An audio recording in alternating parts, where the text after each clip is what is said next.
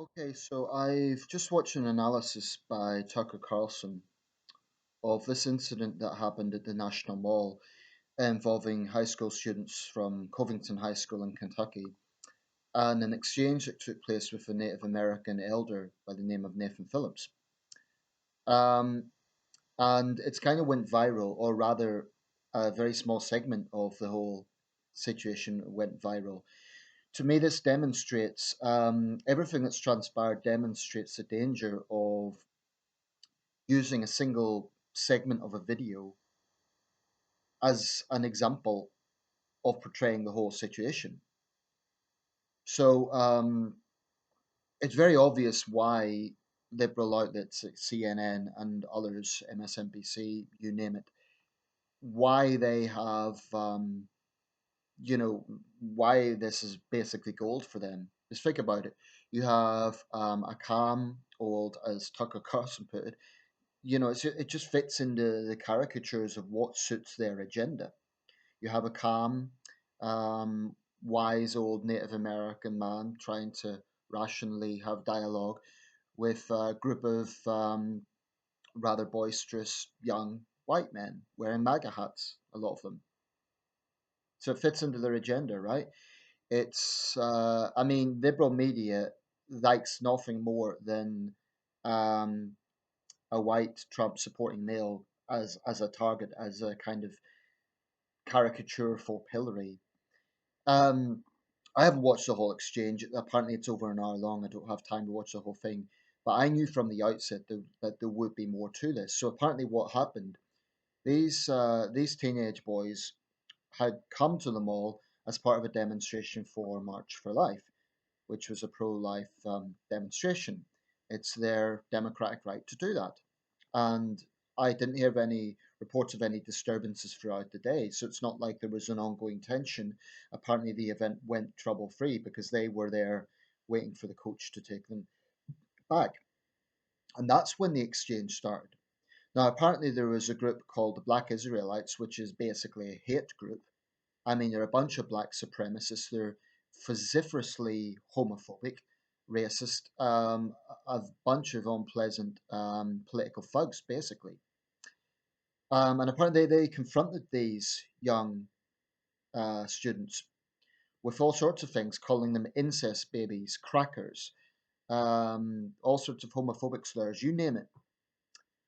Now, Nathan Phillips claims that he was trying to mediate, or he went into the middle to try and calm things down. And he put on a whole display of being very, oh, it's our lands, and he had a little tear in his eye, and he looked, he just drew all the sentimental attachment from liberal media outlets. But I have a few questions about that. If he was really interested in mediating and trying to calm things down, why was he only talking to the students? Surely then he would be confronting the Black Israelites as well and say, come on, guys, calm down. There's no need for that sort of language. But what I saw, he came into the situation banging the drum. I'm not sure what that's supposed to symbolize. If it's presumably it's a Native American cultural thing within it. I don't know which group he's with, which specific Native American people he is part of, but I'm not sure how that calms things down. To me, calming something down would be trying to have a dialogue.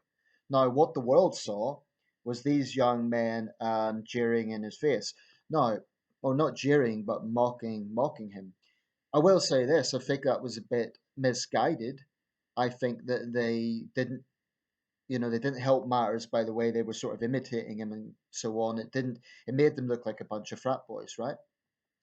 But I think it is absolutely disgusting how the likes of CNN take something like this and they mold it a certain way without any journalistic integrity, without showing the whole picture, without even trying to get the background, without asking questions, without saying, well, why were these young men here? What was going on?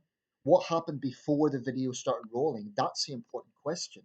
And it's a question that never, ever gets asked. And I think it is tragic because what you see is mass.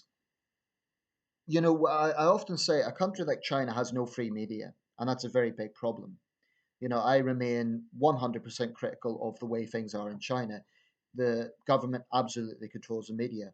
But what I would say in Western countries, in America, it's the news media. In Britain, it's the print media. The scale of the scale of distortion is just criminal. I do hope CNN gets sued for defamation because they and other liberal pundits have, branded this young man all the names under the sun. I mean, the main young guy you see in the picture, and he's denied that he's a racist. He denies that any "Make America Great" slogans were shouted. I don't know about that. Maybe they were, maybe they weren't. Let me be clear here.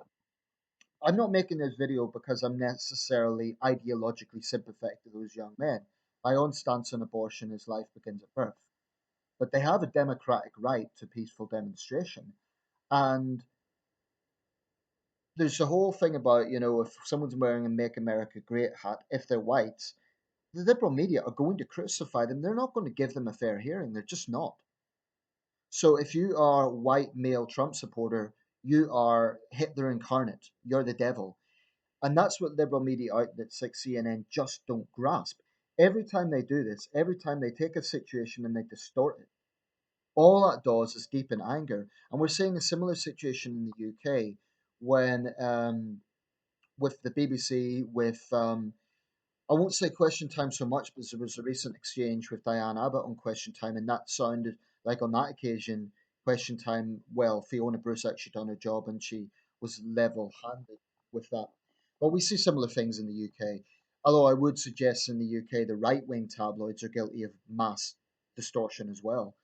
But in America, CNN's a very powerful network. And the problem in the United States is there's no media watchdog. They say our job is to scrutinize those in power and hold them to account. My question is, well, who the hell holds you to account? I mean, this is one high school student versus a massive media conglomerate. It's hardly a level playing field. Apparently, the president's come in and said he wants to talk to the students because they're his base. That makes sense. I'm no fan of Trump. I think some of the things he comes out with is disgraceful. I think the way he praises foreign dictators is a disgrace. But this situation is an example of why we need to be extremely careful about judging viral videos as being the whole. And I think it's just toxic. I think people who put these sort of videos on the line need to hold more responsibility. They need to ask questions. And I'm talking about any situation where we see examples of, oh, horrible white racist lambast this person. Well, what if, and then you have the black or Hispanic victim. What if the black or Hispanic victim was throwing out racial slurs just before the video started recording? We just don't know. And I think the young guys in the video probably didn't help matters the way they were dancing and so on. It looked like they were mocking the old man. So you can see why that plays into CNN's hands. But the problem is, they're just students. This is a case of David versus Goliath because what CNN now is going to do is say, "Oh, look, this is the face of hate, dignified old Native American man versus a bunch of privileged young white Trump yobs." Yobs is a British word, but you get my point. And it's disgusting because it is just plain distortion. That is actually not the situation that happened, and a lot of people notice that. But unfortunately, the market that CNN cares for, they're not going to care about the truth. For them, it just suits their impression. All Trump supporters are hardcore racists. My own feeling is there are racists among Trump supporters, without question. And there are some pretty unpleasant aspects among Trump supporters. But just like you can't tarnish all Leave people in the UK as racist, the idea that all Trump supporters are like, are these white supremacist types is utter nonsense. Um, so the point I'm making here is it's about I hope CNN does get sued because they need to understand that they can't just get away with this time and time again of distorting situations, of character assassination, of demonizing people without presenting the whole situation. It's a disgrace. And it's actually, when you think about it, it's sort of a form of bullying because by stirring up hatred against this young man, which is what they're so shamefully doing, he might be facing violent reprisals and they don't care. CNN's never going to report that. They never spoke about Sarah Jong, the racist who was employed by New York Times. They have a very selective notion of moral righteousness. Racism is bad, but only if it's directed against black people, Hispanic people, or Native Americans. If it's anti-white racism, let's just ignore that. CNN is a complete disgrace. There's some things I like about CNN. I think the Freedom Project deserves respect. That's a good thing. And there's individual journalists I think are decent journalists. But as a whole, I think CNN's behaviour over the last few years has been a total disgrace. And it brings me to the last point. I'll close with this. Trump versus the media. I do think Trump is one of the most egomaniac incumbents of the White House ever. And I think his supporters are also very stubborn. I think they fail to realize that the guy they keep defending does basically say things that are disgraceful. And there's no way you can justify or excuse those sort of things. I mean, when an American president says that the communist invasion of another country was a good thing, that's not, you can't blame that on CNN. That's coming from the horse's mouth. But this whole thing of Trump versus the media, I honestly think I think both sides are at fault. I think that Trump has opened up an important topic, which is media distortion. Without question, there is liberal media bias in the likes of CNN. You could argue that there's conservative bias in the likes of Fox. I mean, they're not going to show, for example, a gun reform advocate in a fair light. So it works both ways. But I think the whole thing of Trump versus the media, I'm not particularly sympathetic to Trump. I think he digs his own holes. And I think he's also a pathological liar. He says these things and he denies he said them. And too many of his supporters just have this knee jerk defense of the man. But for situations like this, what we see is massive distortion.